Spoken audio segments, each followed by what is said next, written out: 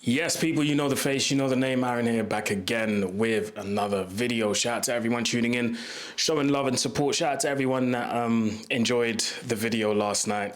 It was cool, man. You know, it was nice to see the whole world join forces to talk about Arsenal. You know, it's always nice to talk about Arsenal whenever they lose and stuff. It's always nice. It's always nice. But I'm here to talk about something very quickly. I'm not going to be here for too long. Obviously, we've bantered Arsenal last night. You know, I'm sure all of you guys have sent messages and texts and, you know, bantered them on social media. You know, all of your Arsenal friends that you know, you've sent them loads of messages. You've probably called them. You've probably FaceTimed them, anything. So, yeah. But now it's time to be real. It's time to be real. And I think, and I'm just going to be straight up, after watching the game last night, and after hearing a lot of what people said last night, Arsenal and non-Arsenal fans, I think it's time for Arsenal to move on. I think it's time for Arsenal to move on from Mikel Arteta. Now, I'm not the type of guy to say, oh, sack this guy and sack this. That's not what I'm saying. But based on what we've seen in the past 5 years, and this is me just speaking as a neutral, looking from the outside in, I think it's time to move on because realistically speaking, you just have to look at the facts. Mikel Arteta has been given an obscene amount of money to rebuild the squad in his image. He's been given a lot of money to rebuild the squad in his image, which he has done. And he's done really well, in my opinion, to challenge for the title. But I think in key decisions, the management has been a bit wrong. The in-game management has been a bit wrong.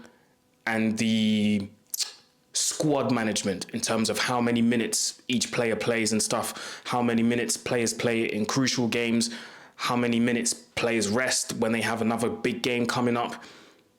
I look at all of these things and I'm going, it's not really been elite according to Arsenal fans because they keep telling us that Mikel Arteta is elite. He's an elite coach. He belongs up there with the best of the best. But when I look at some of these facts, it's not really pointing towards the fact that they should be carrying on with him. I'll give you a simple example. I look at the game against Bournemouth. Yes, they needed to win this, but did some of these players really need to play that long? Bukayo Saka played 86 minutes against Bournemouth. He could have played for 60 and you could have taken him off. And then you could have thrown on Nwaneri, who played 5 minutes. He played 5 minutes in that game. Knowing that Nwaneri has a unique quality. He's the type of guy, he's young, he's fresh, he's got no fear. He loves to shoot. He's the type of guy. And this is something very common with young players. They're not afraid to take risks. They're not afraid to just get it out their feet and boom, just slap it, you know? So I think he could have done with the quality of a Nwaneri. Same thing last night. I think a Nwaneri should have come on. Well, he was an unused sub last night. And that brings me to my next point. Against PSG, you need to score a goal. You need to score a goal. There's no two ways about it. You need to score a goal to try and get back into the game. And your first sub is a defender. Now, he's taken off Miles Lewis-Skelly. Miles Lewis-Skelly wasn't the worst player on the pitch for Arsenal. He wasn't. If anything, yes, he made a few mistakes here and there, but this is his first time playing in the Champions League semi-final. So you can't really blame him for making mistakes here and there. Fair enough, nerves might have kicked in. That's fine. But like I said, it's the first time. And like I said as well, he wasn't one of the worst players on the pitch. I would have kept him on, if anything, because the way Lewis-Skelly projects himself forward, he could have caused a bit of danger. Your first substitution is a defender, and then you bring on Ben White. To do what exactly?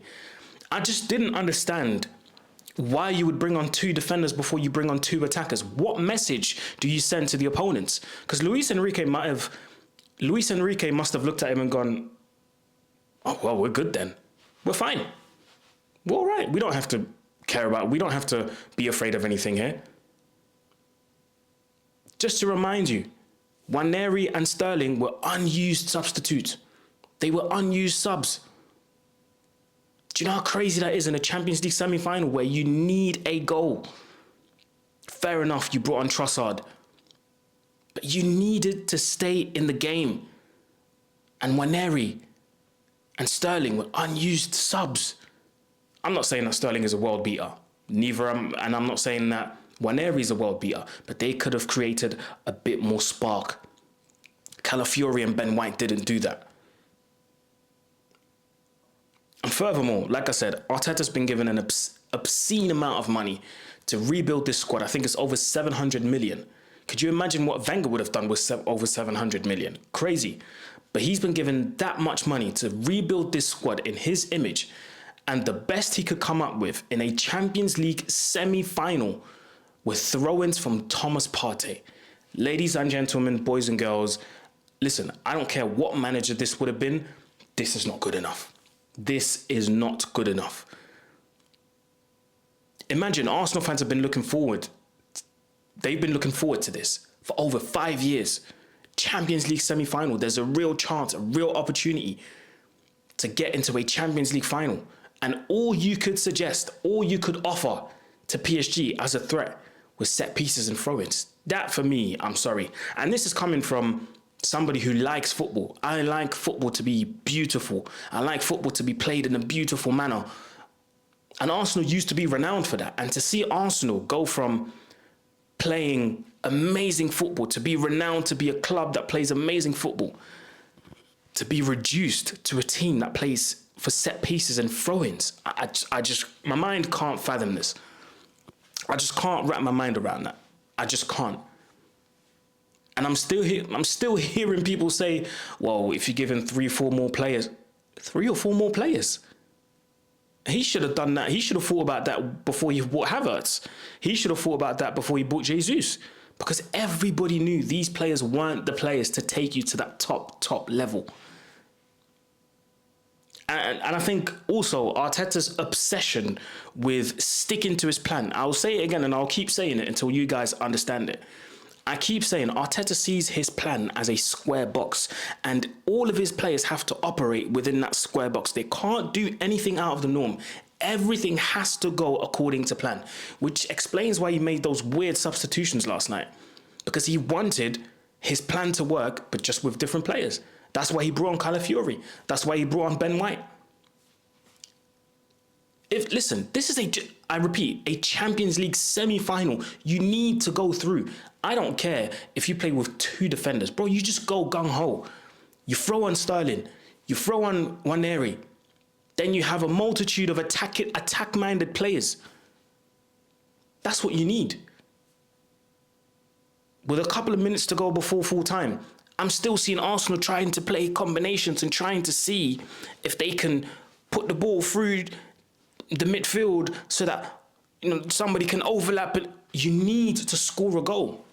And that's been Arsenal's problem all over again this season. Speaking of the season, in the Premier League, they've dropped points from winning positions more than anyone else. Can you imagine this side that people told me about, this side that people were talking about as the major title contenders with Man City and then Liverpool? They've dropped 20 plus points from winning positions in the Premier League. 20 plus points. That's insane. That's absolutely insane. And I mentioned it yesterday. This Arsenal side has the same amount of wins. This Arsenal side has the same amount of wins as Chelsea Football Club in the Premier League. 18 each. And they've got Liverpool and Newcastle coming up next, by the way, in the Premier League. So all of a sudden, not only have you just been knocked out of the Champions League semi-final by PSG, but you now need to worry about Liverpool. And let me just check if they're playing home or away. 1 second. I'm just checking this for you guys. They're playing away.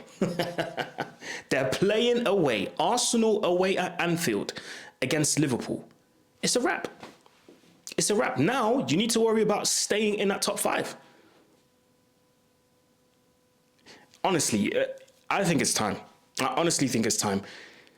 I'm not going to say all of it's been a failure, but you look at some of these factors and you can't deny and you can't look at it in a different way other than it's just not worked out. This project, how much longer? And this is the type of thing that makes a player leave the club, because players want to win stuff, man. This romantic stuff only lasts for so long. And then to add on to all of that, you've got the quotes from last night. I think we were a better team. I think there's no better team in Europe than Arsenal. I think we're the best team, and I think there's no better team than us this season in the Champions League in Europe. Excuse me, what?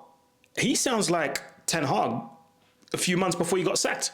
Ten Hag used to say stuff like that. Yeah, but we won 2 trophies. We won this and we won that. Meanwhile, the football is absolutely horrendous. And don't get me wrong, you can win trophies by playing ugly football. You can.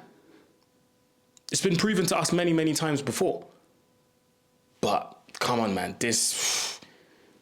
And again, I'm speaking from a neutral standpoint, and I feel for Arsenal fans at this point. Because they're having to listen to that and go, hold on a minute. Best team in Europe? No, you're not. Because even Luis Enrique had to come and say, no, my friend, it's not possible. It's not true. He's a friend, but I disagree. That's what Luis Enrique said in the press conference. So there's still that delusion there that they think they're the best team, and you are not. Injuries or not, like I said, you've dropped 20 plus points from winning positions in the Premier League. Injuries or not, this is not good. But yeah, let me know what you think in the comments below, man. Arsenal fans, let me know your feelings. You must be fuming right now. And especially after them quotes, because losing the game and crashing out of the Champions League is one thing, but listening to some of these quotes from Arteta, yeah, I would not like that if I was an Arsenal fan. But let me know in the comment section below what you think. Like, share, comment, subscribe, people. Later on today, Man United are playing Bilbao at home at Old Trafford. So you lot will get the match reaction for sure. And hopefully, fingers crossed, we make it to the final, which I think we should. But anyway, like, share, comment, subscribe, people. It's road to 20K, and I'll see you soon. Peace.